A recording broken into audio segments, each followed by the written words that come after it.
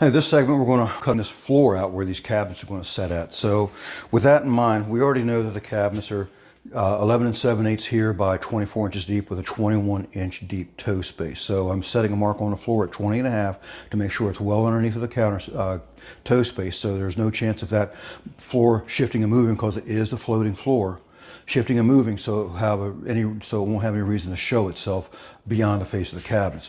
Half of an inch is ample, believe me. They only usually require about 1/4 of an inch, but that'll let it stay underneath of it by 1/4 of an inch should it move that 1/4 of an inch. And over here we have a knee space, which we're going to have to leave this floor intact. And then I'm going to take this floor out from the knee space over, so that we'll have the base material that the cabinet's set on down on top of the subfloor, so this floor is thoroughly independent from the base of where the base of cabinets, from the floor that the base of the cabinets are sitting on. And this is how it's done. Again, that half of an inch cover with a 21-inch toe space, I'm going to mark the floor over here 20.5 on this side of the knee space here, where this mark is. I'm going to do the same thing. I actually have that one marked, but I don't want to mark all the way across the floor, so I'm going to put a new mark right here at 20.5.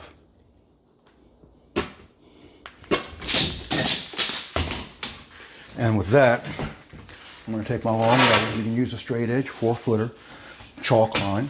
All those are good. I want to just show you this trick here, that if you happen to be running a straight edge or a level or whatever like that, and it's not really long enough to make the mark on the other end, say about 1 foot away or even 2 foot away, you can take one straight edge, in this case it's the levels, and set them side by side and hold them together. That one end I can see the mark, and because the mark's over here, I can use this one to see this mark as well. So now I've extended this perfectly straight to where I can mark this and make sure I don't mark it too crazy, because I gotta stop right here. It looks like about this joint in the floor. That looks like, that might be a little long, but still it's a pencil mark. And then I can just simply slide that one aside and finish my mark off here.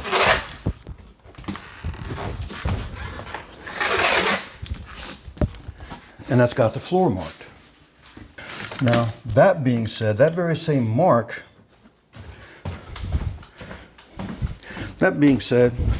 I can take the very same mark and with my oscillating saw, cut that base off, and actually I can cut it a little bit farther behind, but cut that base off so it'll automatically clear my toe space for my cabinets when it comes in. That way when I put the toe space in, it'll cover up and hit that mark and cover that end cut up with a little notch around it. A nice clean tight notch to where it looks nice and well built into it. And you know, I might even get lucky and cut it back far enough to where the toe space material slides behind it. So I want to make it a nice cut nevertheless.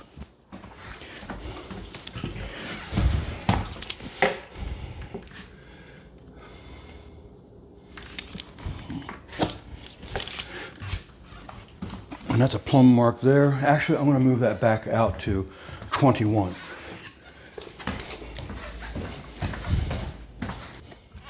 So I'm going to cut this base so it stops, so it finishes off at 21, which should be my toe space depth. And that'll get that. And then I'm going to go ahead and remark this for plumb, because the first plumb line you see here is the old 20.5 inch mark, which I know I'm going to bring my toe space out at least 21 inches. So with that, I have my cut line now for this piece of base, because this base runs about another 10 foot down the way, and there's no need to remove the whole thing. Now where this cut's going to be, the face of the cabinets is going to be out another 3 more inches beyond this. But again, I still, in case this does have to have a toe space, which is only 1/4 of an inch thick, has to slide in behind it. Again, I want this to be a nice cut, so that's going to be done now.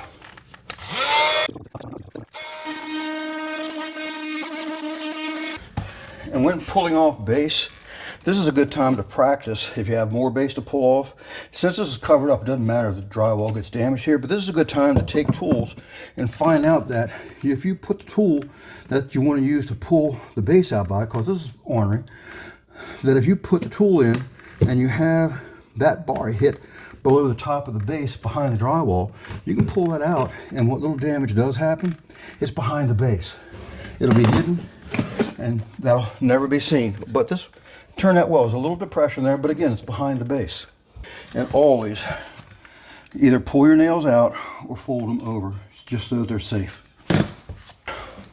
That floor is now ready to cut out, so I'm going to set up I'm going to use my track saw. You can cut it with a skill saw, you can cut it with an oscillating saw, but I happen to have the means to cut it really nice and straight and fast and set the depth. But again, you can use HouseMasters oscillating saws, that is, and a skill saw sets the depth as well. But make sure you do a test cut someplace on well, don't go whole hog and just cut everything. You just got to make sure it's set the right depth. All right, I still have yet to move this mark at the knee space here down to the floor so I'll know where the cutout on the floor is. Now this one, again, I got a 1/2 inch of cover, so that's really, you know, get it close and that'll work. So let me get this moved over and get that level down. And I'm going to mark it at the floor where there's baseboard that's going to go in between here anyway, and that mark's going to get covered up. But it also gives me a very handy square reference for square.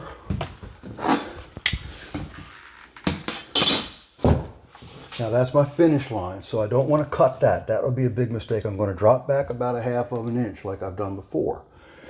I'm going to drop back a 1/2 inch and mark that instead.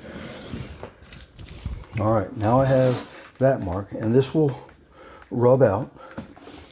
And I'm going to show you that trick with lacquer thinner. It'll wipe that out like nobody's business. So I got some other housekeeping to do. I got nails sticking out where the baseboard used to be at. I got to clean them up and get that out because they're just going to be in the way from pulling up the floor. So I'm going to do that next.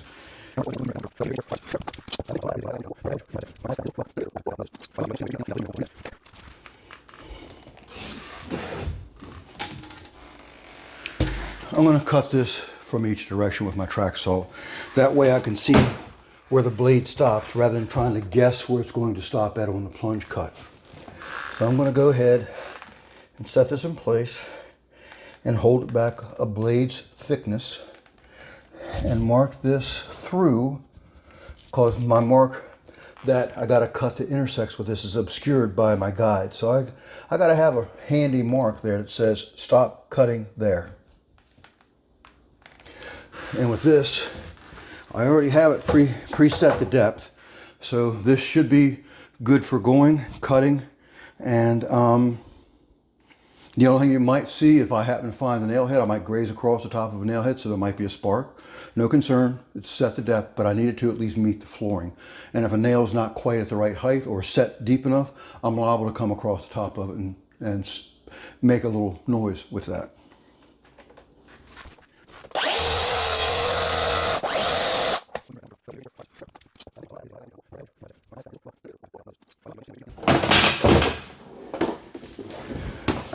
There. I did adjust it, and it just barely didn't go all the way through so where I could finish it off with a razor knife, which is really nice, ideal. I'm not getting into the subfloor at all. So now I can turn this around.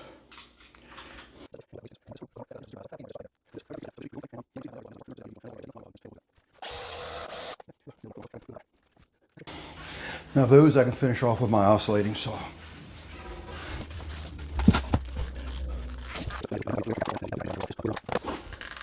Okay, I don't need to cut that one. That happens to be on the joint of the floor.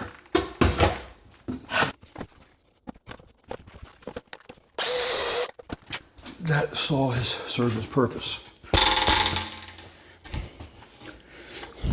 All right, I'm going to get my foxtail, my shop broom, and clean this up because I'm going to wind up having this vinyl all over the place. So I'm going to go ahead and do some housekeeping.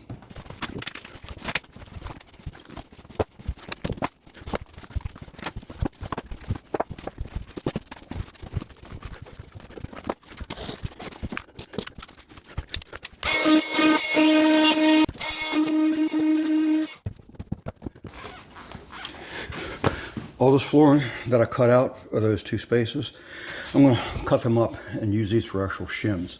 underneath of the cabinet, so it'll hold it up above the finished floor by using 2 layers of this instead of 1. You can see it's like really thin material. So I'm going to wind up cutting these up into squares and getting them onto the floor in the right spots underneath of where each cabinet is. And then I'm going to set the base for the cabinets on top of that, because this is an independent base from the cabinet boxes themselves. But once I get that base set level, the cabinets just drop right on top of it, and it'll finish off with a toe space finish around the part that I put down first, and it'll make it look like it's, you know, all finished material 100% in place.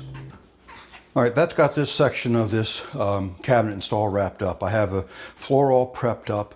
The areas are cut out with about a 1/2 inch smaller dimension than the actual footprint of the cabinet to make sure the floating floor stays hidden underneath of the edges. My next step will be to support the cabinets above the floating floor, but I want to show you everything that I've done so far. And what I have is the one space for the little bitty shelf cabinet to come out. I have this one cut out at the 1/2 inch short of the finished dimension of the base of the toe space, which is at 20.5. The toe space will come out at 21 inches finish, and it'll cover this up very nicely. The cabinet sets tight to this corner over here, and you can see I'm behind that by about 3/4 inch with this natural break right there. So with that, also, here's the line, the plumb line of the actual cabinet, but this line right here is getting that piece of 3/4 inch material beside it. So this is going to have this line covered up by 3/4 inch as well. And that's got this footprint. The other one down here is pretty much the same thing.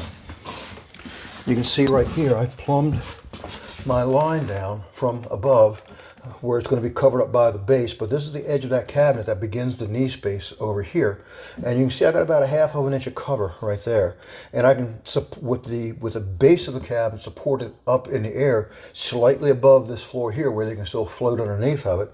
That's going to allow me to set my material right there at that edge as I need to make sure that this is not pinched in place, because it has to be left to float.